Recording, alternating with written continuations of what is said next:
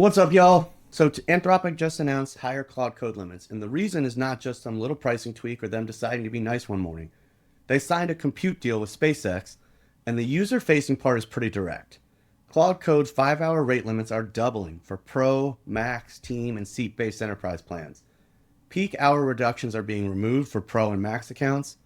Opus API rate limits are going up, and behind all of that, Anthropic says it's getting access to the compute capacity at SpaceX's Colossus 1 data center. That's more than 300 megawatts of new capacity and over 220,000 NVIDIA GPUs coming online within the month, according to Anthropic. So if you've ever been in Claude Code, you're finally cooking, the agent's reading files, making changes, running tests, and then suddenly you hit the limit and your whole build session just faceplants, this is the announcement that's supposed to make that happen less often. I do say less often because, let's be honest, we're probably still going to hit limits. All right, so here's what Anthropic actually said. They said 3 changes are effective today. First, they're doubling Claude Code's 5-hour rate limits for Pro, Max, Team, and seat-based enterprise plans. Second, they're removing peak hour limit reductions on Claude Code for Pro and Max. Third, they're raising API rate limits for Claude Opus models. The second one is actually a bigger deal than it sounds like. If you're using Claude Code during busy hours, it's been possible for the experience to feel different depending on when you work, which is annoying because most people don't schedule deep work around GPU supply curves. So removing peak hour reductions should make Claude Code feel more predictable. And predictability is the thing I care about here. I don't mind constraints as much when I can plan around them. If you tell me, hey, you get this much usage and it behaves consistently, cool. I can split tasks, I can use Sonnet for some work, Opus for hard parts, start fresh sessions, whatever. What gets frustrating is when the tool feels abundant one day, constrained the next day. You don't know if it's your plan, the model, the account tier, peak demand, or if the AI gods are being moody. So the part that matters to builders is not just more tokens, it's a less random feeling workflow. Now, the infrastructure side is kind of wild. Anthropic says SpaceX deal gives them all of the compute capacity at Colossus 1, more than 300 megawatts and over 220,000 NVIDIA GPUs. They also list other big compute deals, up to 5 gigawatts with Amazon, a 5 gigawatt agreement with Google and Broadcom starting in 2027, Microsoft and NVIDIA partnership that includes $30 billion of Azure capacity, and their $50 billion American AI infrastructure investment with FluidStack. So we're at the point where your little coding agent and the terminal is downstream of power plants, data centers, GPU supply, and utility commitments, and multi-gigawatt infrastructure deals. That's pretty crazy. I know a lot of this sounds abstract, like megawatts, GPUs, capacity, rate limits. The practical version is, when you ask Claude Code to work, something somewhere has to run that model. If millions of other people are asking the same thing, and companies are running enterprise workloads, and API customers are hammering Opus, the product can only feel unlimited if the back-end capacity is huge. So when Anthropic buys or leases a giant chunk of compute, it can turn into higher limits for you. And that connection is worth understanding because I think a lot of people still talk about AI like it's just software. It is software, but it's also electricity, chips, it's cooling, it's contracts. It's where the data center sits. And trust me, I'm in Ashburn, Virginia, which is the data center capital of the world, so this is a hot topic for us. It's whether the region can handle the load. It's whether the company can get capacity fast enough before user demand outruns the product again. And this is also why I think the Claude Code limits have felt like such a big deal culturally. People are starting to build real workflows around these tools, not just one-off prompts.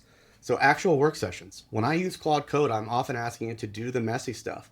Inspect the repo, find the route, update the database query, fix the TypeScript issue, run a check, read the error, try again, and then document what it changed. That's a lot of model calls. And if you're using Opus for planning or harder reasoning, it gets expensive on Anthropic's side as well as yours. So every time they raise limits, it's not just generosity, it's a capacity bet. They're saying we can support more real usage now. And I think that's the right move because coding agents are one of the places where extra usage actually creates more value.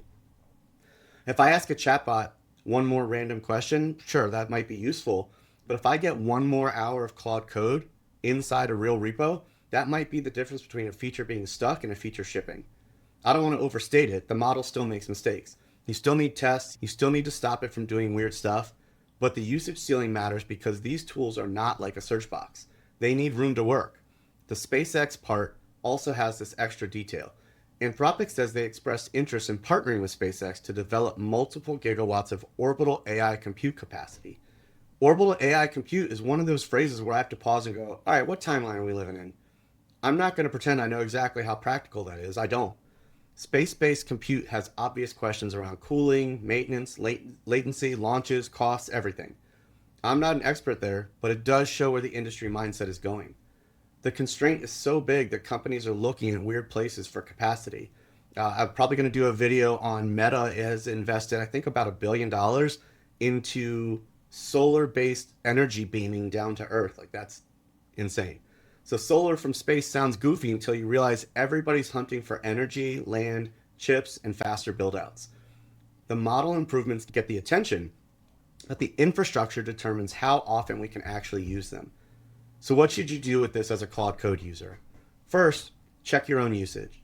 If you're on Pro or Max and you've been avoiding longer Claude Code sessions because limits were annoying, it might be worth retesting your workflow now. Second, don't use higher limits as an excuse to get sloppy. More usage can hide bad habits for a while. It doesn't fix bad prompts, messy repos, missing tests, or giant context windows full of junk.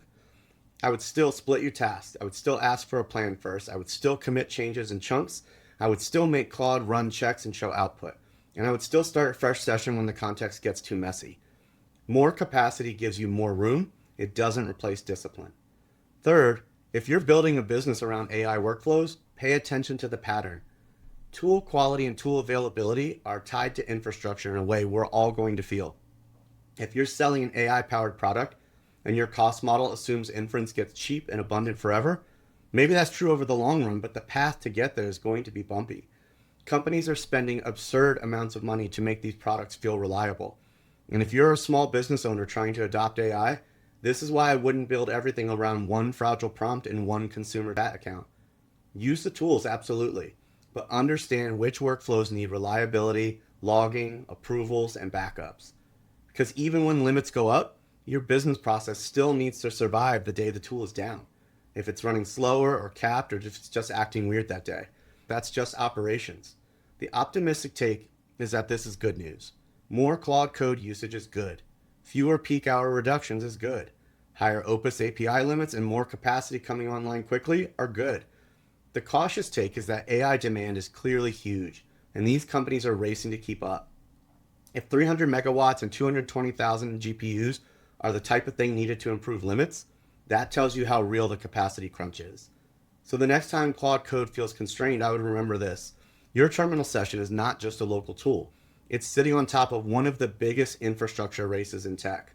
And that race is going to shape what builders can do. I'm going to test Claude Code again with the higher limits and see how different it feels in practice. I want to know if this changes the length of a normal build session or if I just find bigger ways to burn through it. Probably both. Drop a comment if you've already noticed the higher limits on your account, especially if you're on Pro or Max, because I'm curious how consistent the rollout feels. And if you want me to run a specific Claude Code stress test, let me know. Maybe we'll do something dumb but useful, like a full feature from issued to tested PR, and we'll see where the new ceiling is. Anyway, thanks so much for watching. Stay tuned. Bye.